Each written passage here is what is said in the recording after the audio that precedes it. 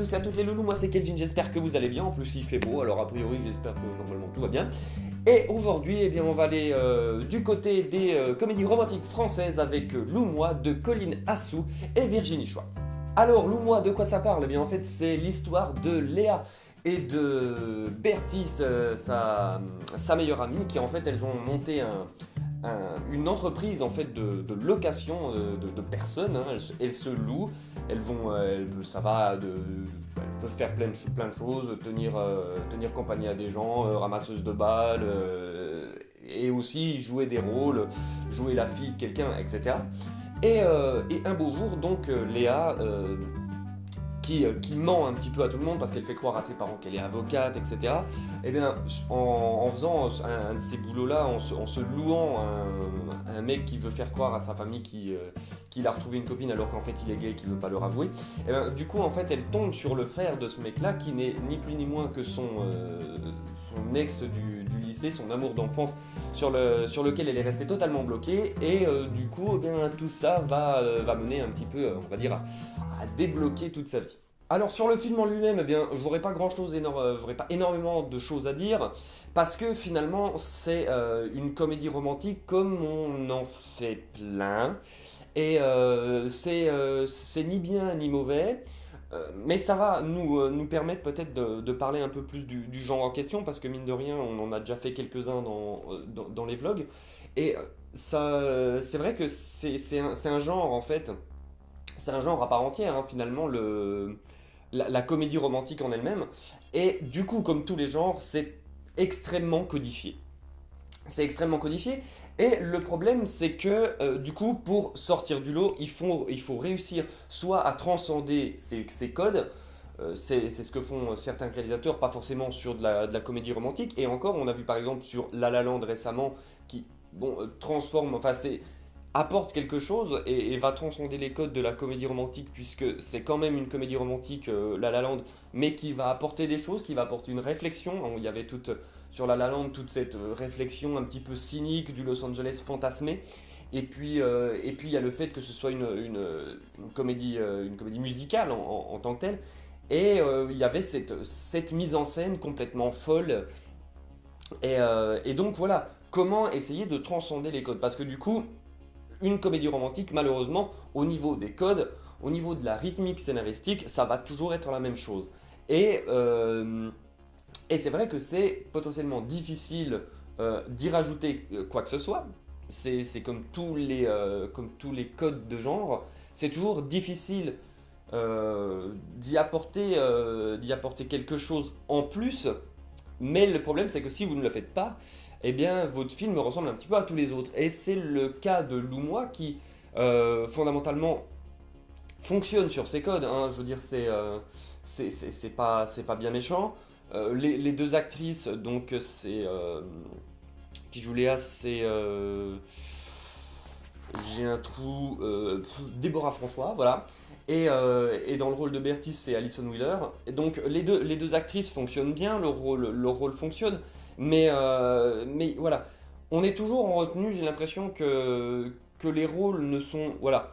Ce sont des rôles fonction, voilà, pour faire fonctionner l'histoire. Et mine de rien, vous avez beau changer les personnages, changer leur histoire, etc. Les codes sont les mêmes. Là, je veux dire, à la place de ça, vous mettez n'importe quel personnage avec n'importe quelle situation. Du moment que vous suivez les codes, ça va se passer exactement de la même manière. Vous avez exactement, vous savez, donc, on présente les personnages, puis on propose la rencontre, puis ça va crescendo, et puis ça redescend avant de remonter à la fin, avec des moments des fusils de Tchekhov avec des. Voilà, Enfin bon, bref, c'est très codifié.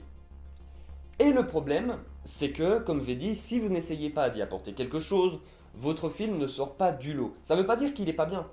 Ça veut juste dire qu'il est complètement standard, un peu bateau.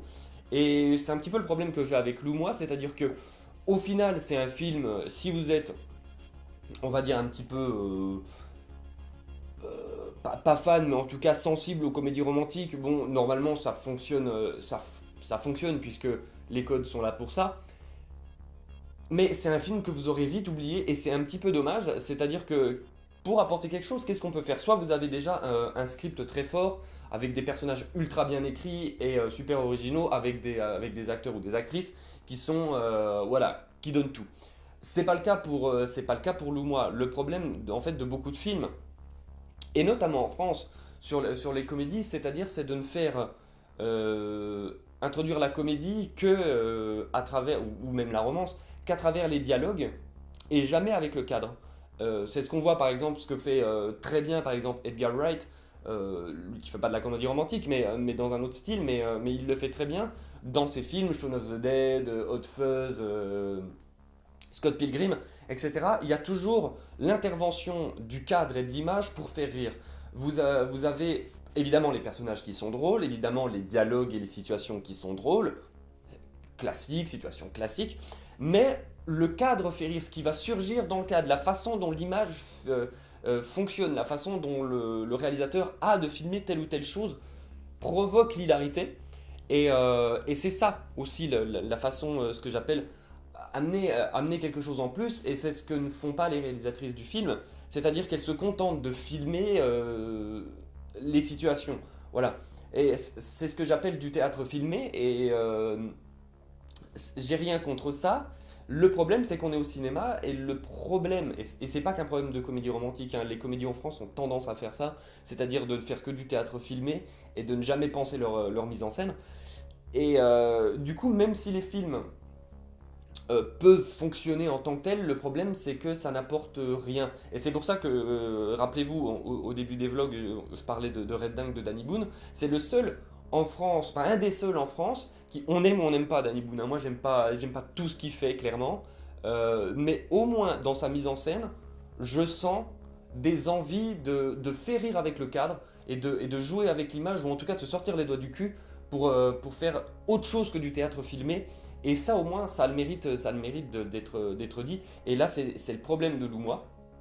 C'est que fondamentalement, c'est un feel-good movie, c'est ok, ça fonctionne. En plus, les actrices sont bien, hein, je veux dire, Deborah François et Alison Wheeler sont très bien, elles fonctionnent très bien, elles ont une bonne dynamique.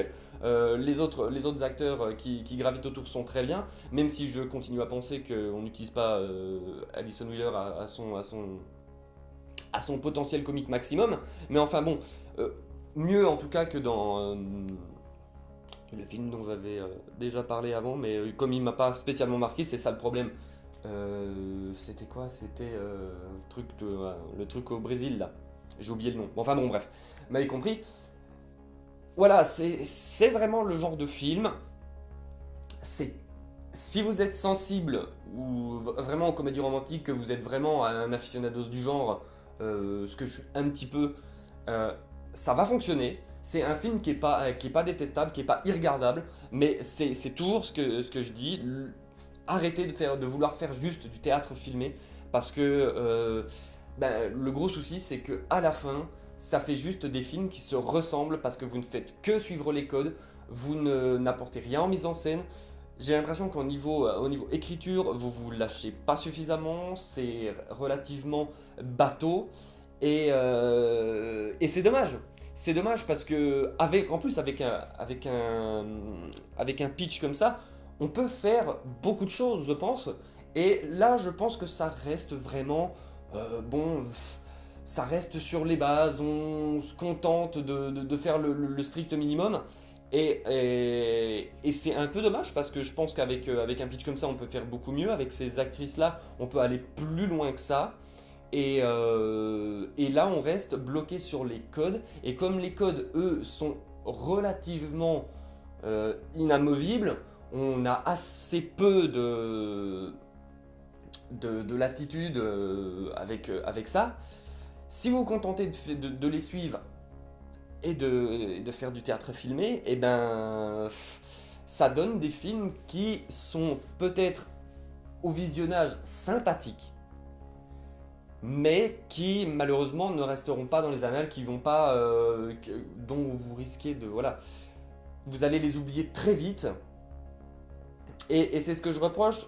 Il y a assez peu finalement de comédies romantiques qui, en tout cas en France, qui fonctionne très bien, avec une vraie mise en scène, avec des acteurs voilà, qui transcendent leur rôle, ou en tout cas avec une volonté de transcender un petit peu le genre qu'on investit. Et en France, j'ai l'impression qu'on ne sait pas faire ça. C'est-à-dire que les Anglais arrivent à le faire, les Américains arrivent à le faire, mais nous, non. Non, nous, on est toujours bloqués dans ces scénarios un petit peu copier-coller, et en tout cas au niveau du genre, et à faire, comme je dis, du théâtre filmé. Et puis, mais c'est pas que pour les comédies romantiques, hein, ça vaut aussi pour les comédies classiques, c'est-à-dire que en France, il y a très peu de gens qui arrivent à faire rire avec l'image, juste avec l'image. Ça, c'est très avec ce qui rentre, ce qui sort du cadre, etc. Et donc, c'est très marrant parce que euh, en France, on produit énormément de comédies et de comédies romantiques. Et finalement, pour très peu de films qui finalement sortent du lot et qui sont vraiment bien. Donc, malheureusement, c'est un peu le cas de Joue-moi. C'est pas nul, hein, je trouve pas que ce soit nul.